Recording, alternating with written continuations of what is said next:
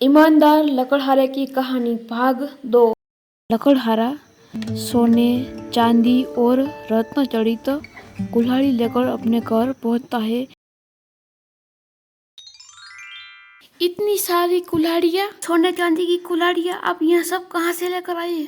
सब कुछ बताता हूँ। हुआ कुछ ऐसा कि मैं लकड़ियाँ काट रहा था, तभी मेरे हाथ से कुल्हाड़ी फिसल कर पानी में गिर गई और फिर मैं रोने लगा। और तभी एक चमत्कार हुआ और मेरे सामने साक्षात जगदम्बा प्रकट हुए और मुझे रोने का कारण पूछा। तब मैंने कुल्हाड़ी पानी में गिर गई हो कहा। तब जगदम्बा ने मेरी परीक्षा लेने की सोची और चांदी की कुल्हाड़ी लेकर मेरे सामने प्रकट हुए और पूछा मुझे कि ये तुम्हारी कुल्हाड़ी है। तब मैंने कहा कि मेरी कुल्हाड़ी नहीं है। तब वो फिर से पानी में चले गए और सोने की कुल्हाड़ी लेकर प्रकट हुए और मुझसे पूछा कि तुम्हारी है। तब फिर से मैंने मना कर दिया। माताजी फिर से पानी में गए और यह जड़ित कुल्हाड़ी लेकर प्रकट हुए और मुझसे पूछा कि ये तुम्हारी कुल्हाड़ी है। तब फिर से मैंने मना कर दिया।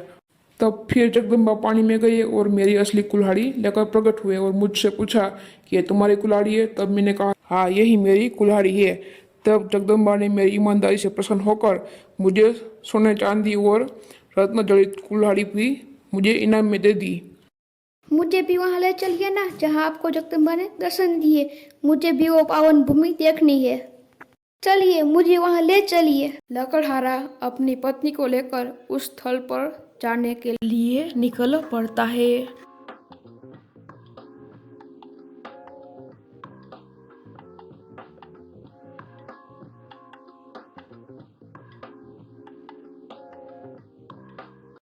नदी के किनारे जहाँ पर जगदम्बा ने लकड़हारे को दर्शन दिए थे, वहाँ पर जाने के लिए लकड़हारा और उसकी पत्नी उमंग और तेज गति से चलते हैं।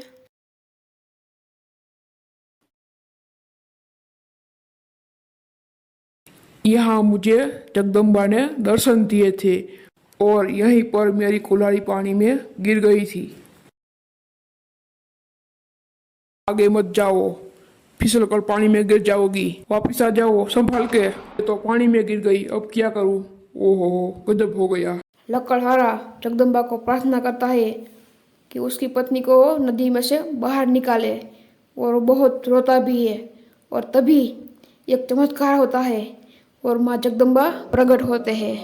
उठो वत्स, क्या परेशानी है? माताजी, मेरी पत्नी नदी में गिर गई है। तुम चिंता मत करो, मैं अभी ले आती हूँ। फिर से जगदम्बा लकड़हारे की परीक्षा लेते हैं। एक अभिनेत्री को लेकर प्रकट होते हैं। क्या ये तुम्हारी पत्नी है? हाँ माताजी, बस यही मेरी पत्नी है। तू स्त्री मोह माया में फंस गया। मुझे तो पता था कि ये तेरी पत्नी नहीं है। मैं तो बस तेरी परीक्षा ले रही थी।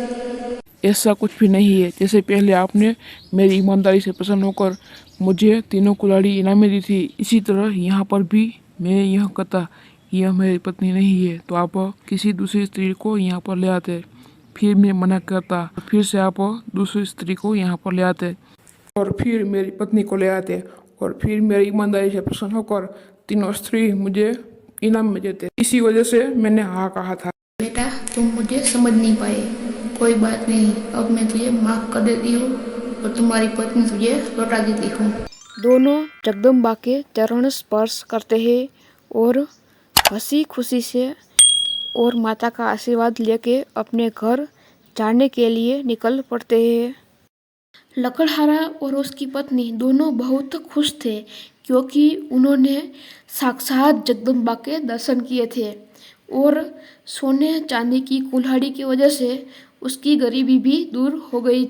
दोनों अपने गांव पहुंचते हैं। दोनों अपने घर पहुंचते हैं, लेकिन जैसे ही घर पहुंचते हैं वैसे ही उन दोनों के होश उड़ जाते हैं क्योंकि सोने चांदी की कुल्हाड़ियाँ वहाँ पर नहीं थी। अरे, हमारी कुल्हाड़ियाँ कहाँ गायब हो गई।